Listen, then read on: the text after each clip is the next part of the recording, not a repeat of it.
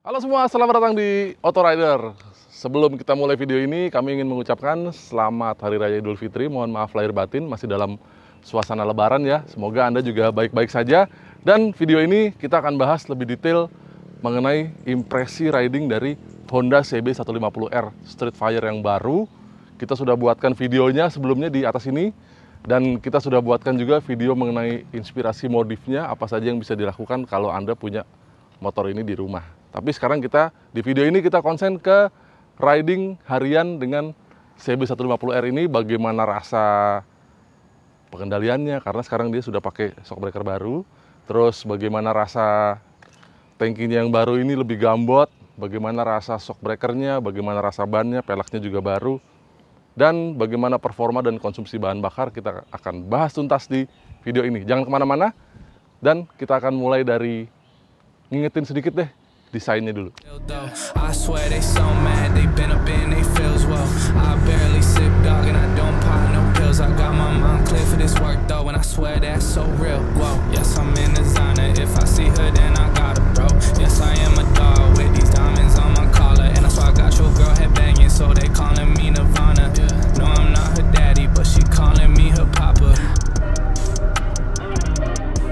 Sebelum kita mulai video ini, ada sedikit informasi buat Anda yang ingin mengembangkan usaha di bidang digital ya. Sekarang zamannya digital dan ada aplikasi baru dari Gias, namanya Gias Auto 360. Dan di sana e-commerce yang baru ini memudahkan Anda untuk mengembangkan usaha di bidang otomotif, bisa berjualan kendaraan atau peranti-peranti otomotif mendukungnya dengan mudah, aman, dan nyaman. Anda bisa langsung register dan langsung berjualan, gratis dan mudah. Anda bisa lihat linknya di deskripsi di bawah ini. Dan kita akan langsung lihat seperti apa detail dari CB150R ini. Mungkin Anda sudah banyak yang tahu, tapi kita ngingetin aja sedikit bahwa dia sekarang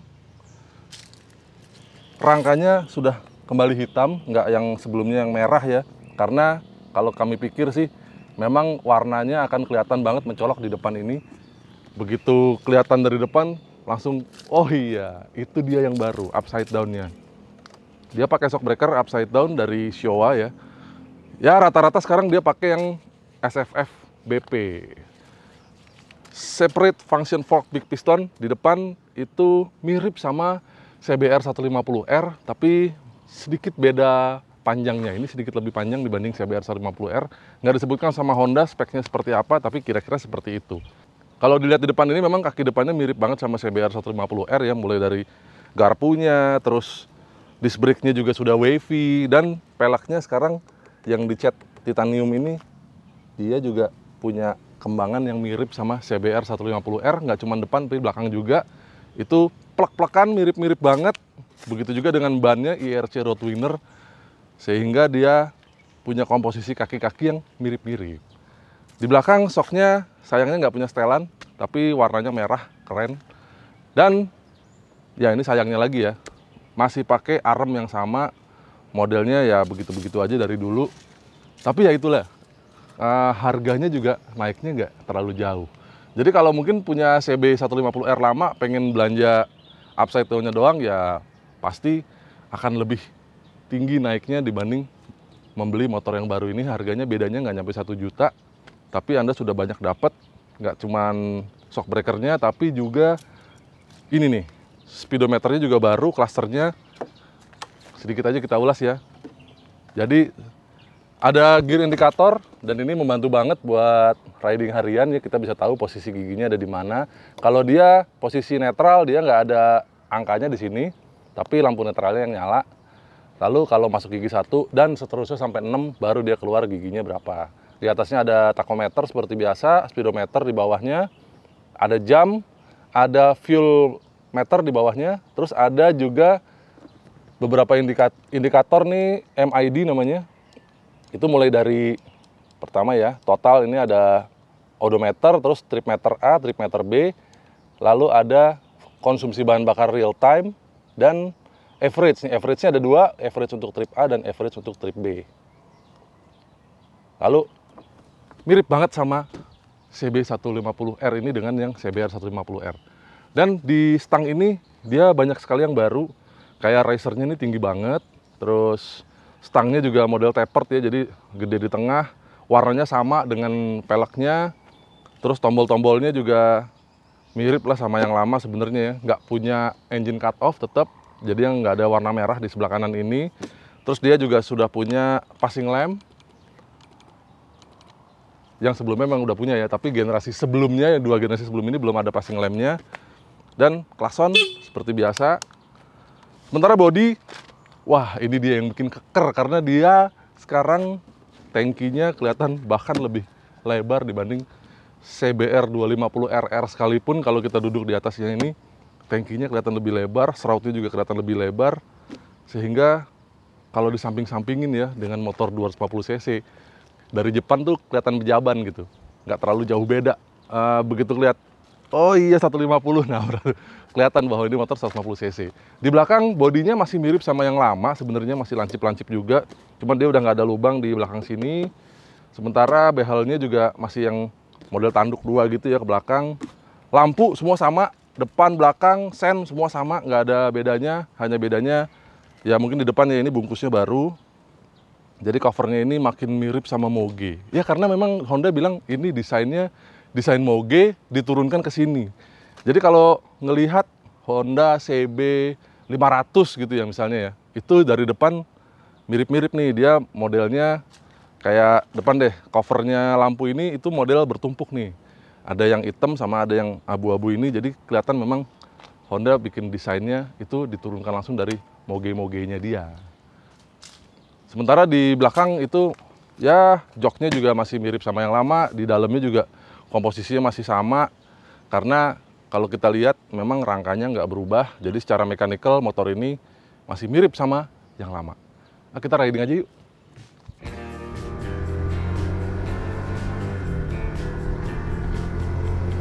Makin sering, makin lama, dan makin jauh riding dengan CB 150R baru ini, makin terasa posisi ridingnya cenderung lebih agresif dibanding yang lama. Generasi sebelumnya memang menawarkan posisi stang lebih tinggi, tapi keluaran terbaru ini punya karakter berbeda emang. Stang yang lebih tinggi, tapi juga sedikit lebih lebar. Jadi posisi duduk memang tegak, tapi dengan posisi stang baru ini, fokus riding terasa lebih sigap, bukan santai seperti sebelumnya. Kami mulai mengerti apa yang ingin diciptakan Honda di motor barunya ini. Sepertinya karakter agresif ini mengikuti kaki-kaki depan yang baru. Dengan garpu upside down, feeling di depan memang terasa lebih mantap, padat, dan berisi. Pas banget dengan desainnya, bagian depan tampil lebih kokoh, ternyata juga terasa saat riding. Tangkinya lebih gemuk, jadi pemandangannya lebih segar ya saat riding. Bagian depan, tengah, ke belakang ya masih mirip ya dengan yang lama ya. Tapi yang depan lebih segar, jadi kita tetap fokus ke depan dulu. Nih, kunci kontaknya kini balik ke segitiga stang ditemani dengan speedometer baru. Desainnya mirip dengan CBR 150R dan isinya juga mirip. Jadi sebenarnya di depan ini terasa agak kosong, apalagi sekarang nggak ada visor. Jadi ya ada sih tapi aksesori. Jadi sepertinya pemandangan sekitar stang memang lebih dimanjakan dengan tangki yang besar dan shock yang besar dengan tutup yang warnanya biru anodized. Stang baru dengan riser baru terasa lebih meredam getaran mesin. Selain di ujung stang ada balancer, juga ada mounting karet di riser stang. Dia langsung meredam getaran, tapi ada efek sampingnya nih. Stang jadi terasa agak bergeser maju mundur saat ngerem keras. Ya memang dia stangnya baru, dan dari atas Triple Tri ini itu kelihatan racernya tinggi banget, dan tampaknya Honda berusaha untuk membuat getaran mesin itu teredam sempurna di stang, sehingga di bawahnya racer itu ada semacam peredam karetnya. Tapi dari situ terus pada saat kita ngerasain riding tadi ya, itu kelihatan pada saat ngerem keras stang itu agak goyang. Jadi kalau di goyang-goyang gini memang berasa si racernya itu agak flexing gitu loh. Nah itu jadi sensasi tersendiri sih buat riding motor ini.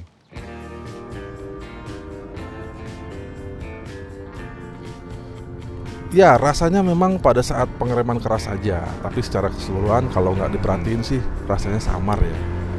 Yang terasa kental memang posisi agresif tadi. Asiknya posisi ini selaras dengan shock baru yang bikin pengendaliannya makin mantep. Impresi ini nggak hilang-hilang loh selama riding. Rasanya enak banget. buat nikung kencang juga pede banget, makin berasa kayak moge.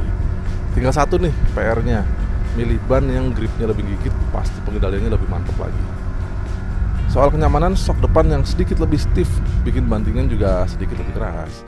Meski jarang kami merasakan mentok, apalagi sudah nyoba berbagai macam lubang yang dalam dan polisi tidur yang tinggi ya, aman, nggak ada mentok. Ya, bantingannya relatif lebih keras aja. Sedangkan yang belakang masih ya moderat lah, nggak ada setelan perbeban, jadi pas sendiri terasa lumayan agak keras. Buat boncengan jadi empuk dan pas di pinggang. Pastinya buat riding harian, karakter yang paling berubah adalah pengendalian dan kenyamanan itu. Sedangkan performa sih masih sama saja. Karakter mesin, tenaganya enak di putaran bawah. Paling sip main di antara 4000 sampai 6000 rpm. Soalnya di atas 7000 rpm mulai terasa nih getaran di footstep dan stang. Tarikannya nggak terlalu mengesankan, jadi kami nggak mengukur akselerasi. Masih mirip-mirip lah dengan yang lama. Tapi kami penasaran dengan konsumsi bensinnya. Soalnya terkenal nih, irit banget ya CB150 ini. Kami ukur berbarengan dengan metode antara full to full dan MID. Jadi kita full to full sambil reset MID-nya, hasilnya adalah 64,9 km per liter. Wow, itu dengan metode mengisi tangki penuh. Sedangkan di MID itu pada saat bersamaan tertera 67,7 km per liter. Irit banget ya. Ya hasilnya mirip-mirip, tapi keduanya menunjukkan seberapa iritnya CB150R baru ini.